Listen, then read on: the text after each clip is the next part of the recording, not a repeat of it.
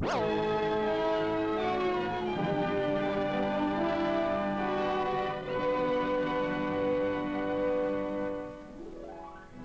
Webster, American statesman, orator, and constitutional lawyer, whose dramatic words and personality caught the imagination of America and played a vital part in the development of national unity, was born in 1782, the son of Ebenezer Webster of Salisbury, New Hampshire. The Websters were hardy New England farmers, but young Daniel was a sickly lad and the baby of the family. Ebenezer gave him leave to read and study. And though Daniel grew up in an atmosphere of incessant farm labor, he knew more of books than of soil and the tools with which to till it. You have many sons, Father. You shall not work. I'll learn the hang of this scythe if I have to. I couldn't do it for your brothers. But somehow it would be a shame for you not to get a proper schooling. It takes a great deal of money, I've heard. It'll be the money, son, but there must be the work from you. Now, you've impressed all the Salisbury townfolk with the way you can read, write, recite, and commit to memory. Webster's boy, they say he'll be a somebody someday. After spending less than a year at Phillips Exeter Academy, Daniel had to return home and teach school. But before his 16th birthday, his father scraped together funds to send him to the highest institution of learning in New Hampshire, Dartmouth College. Hi there, Conky. Crawl through, Webster. One by the clock and all is well. I have some ginger cakes you might be interested in. No time for a party, old boy. I want to use your mirror. It's better than mine. How about some help with this Greek, Webster, like a good brother of the United Fraternity ought, huh? You know as much about Greek as I do. How do you expect to pass, then? I'll make out. More important things to do. You always make out. America, manfully springing from the torturing fangs of the British lion, now rises majestic in the pride of her sovereignty and bids her eagle elevate his wings. Wish I could twist a word like you, Dan. The best in the whole world. And only a junior. You must be right, Conky, because the people of this fair city of Hanover have honored me with an invitation to deliver the oration on the 4th of July next. Well, I'll bet it'll be published. Dartmouth's own Black Dan. The man's words take on a lot of authority when he says them in front of a crowd. Imperious Britain, haughty Albion. What a voice, what expression. It's really not so much, it's just doing your best with what you've got. You'll be a big man, Dan. No doubt about it. Thanks, Conky. By the way, could you lend me a few until the next mail? Add it to my account, huh? Like a good fellow? Well, I guess we can't let the best orator ever to set foot in Dartmouth Hall go begging. Here. After graduation, popular Black Dan Webster returned home to teach in nearby schools, and eventually he obtained the funds to study law in the Boston office of Christopher Gore. Admitted to the New Hampshire bar in 1805, Daniel Webster hung out his shingle in the little community of Boscawen near Salisbury, where he not only became very popular as a lawyer, but also found the young school teacher who would listen to his ambitions, Grace Fletcher. Is that what you're trying to tell me, Mr. Webster? That you'll soon leave for Boston? Not Boston, but Portsmouth, which will one day be a greater city of commerce than Boston itself. You're a man of many words, sir. But the Daniel Webster that I've seen awed by a sunset is a much simpler man, a better one. By heaven, Grace, you have it straight. My talk is too flowery, but the way to get across to a judge or a jury is to use flowery words. You can win a case or a vote. You can become president if you talk big. Can a man who can tax debts afford to go into politics? I'm proud that you concern yourself with my financial difficulties, but I am going to talk plain to you, Grace. I leave for Portsmouth as soon as I'm admitted to superior court practice. As soon as I get established, Grace, may I return and make you my wife? Would that your voice were not so grand. A great man is at least half myth. I should find it difficult to love a myth. But must we wait until you return? It was in Portsmouth that Daniel Webster gained stature as a lawyer, and on July 4th, 1812, with the nation committed to a war with England, a war highly unpopular in foreign trade-minded New England, a meeting of protest was held there. Resistance and insurrection form no part of our creed. By the exercise of our constitutional right of suffrage, by the peaceful remedy of election, we shall seek to restore wisdom to our councils and peace to our country.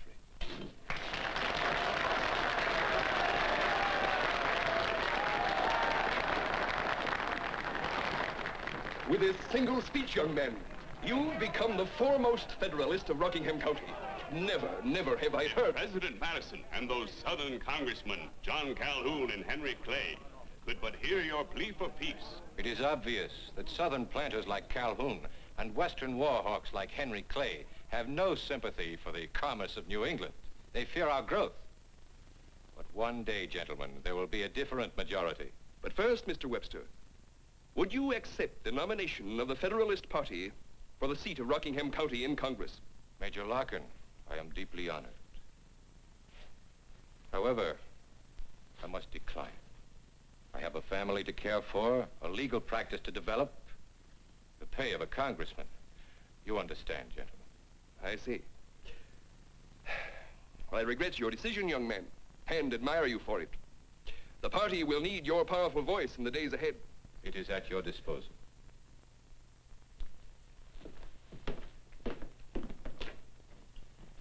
What my father wouldn't give to see this day.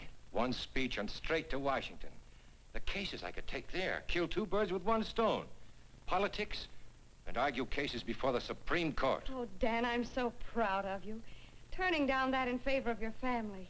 I was afraid all that cheering had gone to your head. Yes, sir. Turn them down and they stay interested. Don't you worry, Grace. They'll be back. They'll be back. A month later, Daniel Webster accepted the nomination to the House of Representatives. In November, he was elected.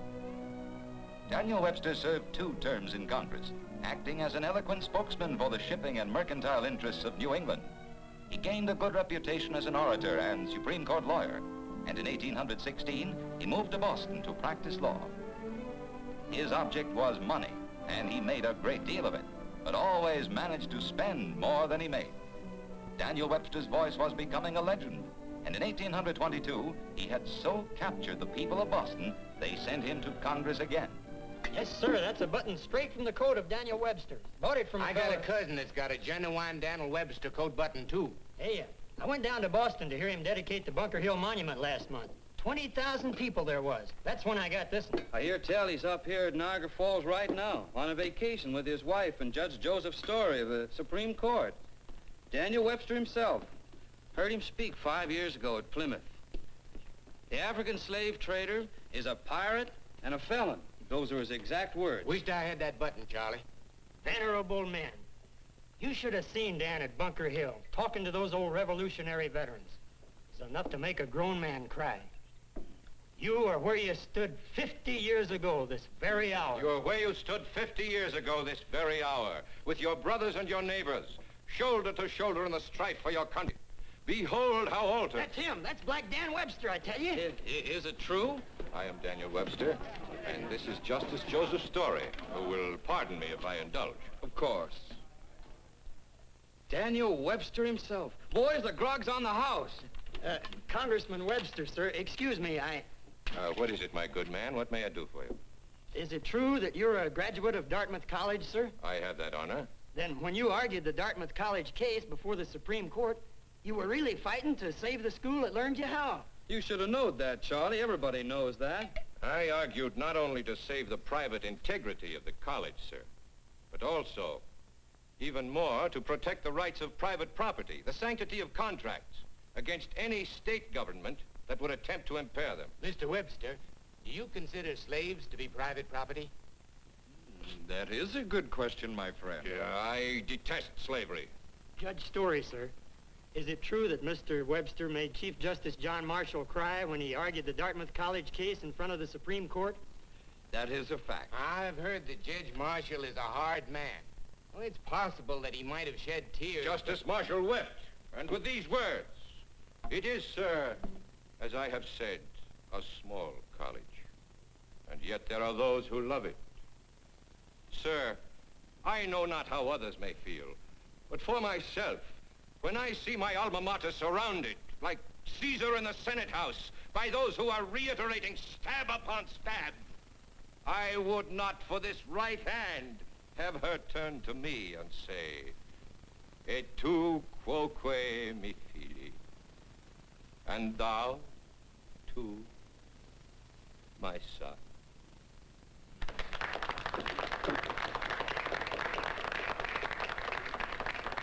Sakes. Wished I had that button, Charlie. By 1827, New England had turned from trade to industry. The rising northern industrialists sent Daniel Webster to the Senate to defend the protective tariff against the protests of the free trade South. For Webster had turned from states' rights doctrine to become an ardent advocate of increasing national power. In 1830, Daniel Webster faced the greatest battle of his career in the Senate. My dear Senator, what, may I ask, what sort of uniform is that? I have chosen this costume in order to set me off from the rest of the Senate. It will gain attention. And attention is what I need to prove the words of Senator Hayne of South Carolina, Mr. Calhoun's mouthpiece, as fragile, treasonable, and unconstitutional. It will kill Calhoun. I doubt it. But I will try to kill forever his doctrine of nullification. I will show that the true interpretation of our federal union and constitution is one of a popular government, erected by the people, not by their state governments. It has its own powers, the states have theirs. The states may not modify the federal powers. Only the people of the union together who formed it.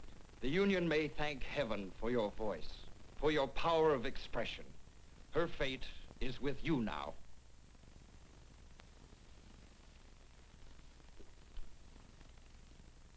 But will the union thank me? Thus, the legend and the man that was Daniel Webster rose to the noblest effort of his career. He spoke for 2 successive days and ended with his famous encomium to the Union. I hope I may not see the flag of my country smoking with the blood of civil war. I hope I shall not see written as its motto, first liberty and then union. I hope to see spread all over it, blazoned in letters of light and proudly floating over land and sea, that other sentiment dear to my heart. Union and liberty, now and forever, one and inseparable.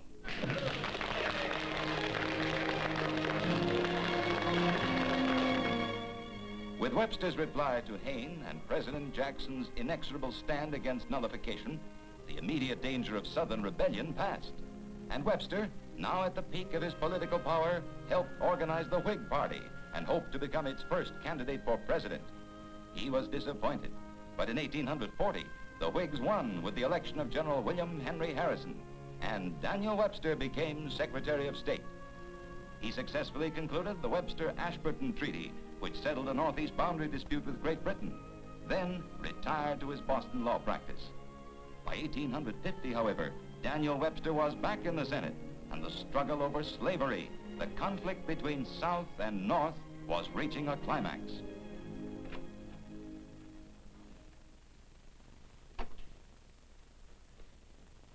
How would you like to be president, Senator Webster?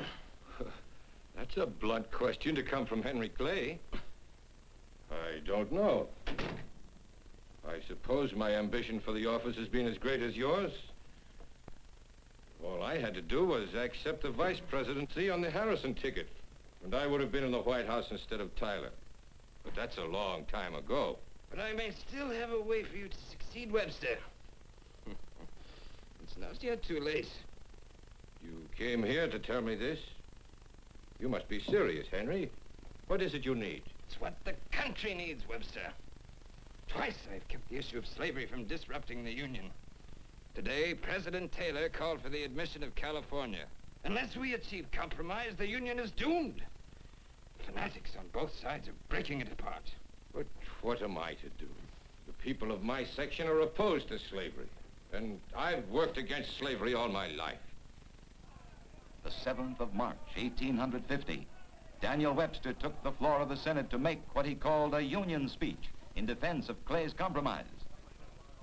Mr. President, I wish to speak today not as a Massachusetts man, nor as a Northern man, but as an American and a member of the Senate of the United States. I have a part to act, not for my own security or safety. For I am looking out for no fragment upon which to float away from the wreck. If wreck there must be, but for the good of the whole, for the preservation of all. I speak today for the preservation of the Union. Hear me for my cause. The repercussions of the 7th of March speech were heard around the country. Mr. Secretary, I could not wait to congratulate you. President Fillmore could not have made a better choice for Secretary of State. Webster, man, what's wrong with you? I would not have believed it. The anti-slavery men are up in arms against me for my compromise with the South. And of all the men in the North who called me turncoat, it remains for John Greenleaf Whittier to ruin me most completely. Ichabod, he calls it. So fallen, so lost. When faith is lost, when honor dies, the man is dead. As a legislator, was I to go beyond that Constitution by which I was charged to stand or fall? What have I done, Clay? You have laid claim to the White House, Webster. Somehow I don't think so. By compromising with slavery, I have made the worst political blunder in my life. I would like the honor of being President of the United States, Clay. But if I have lost that, so the Union might remain, my conscience is clear. A legend even before his death, he has continued to gain stature in America's memory. For Daniel Webster had the power to articulate the principles of American patriotism in clear and thrilling phrases. He sounded the watchword of America for his own day and for its future. Union and liberty, now and forever, one and inseparable.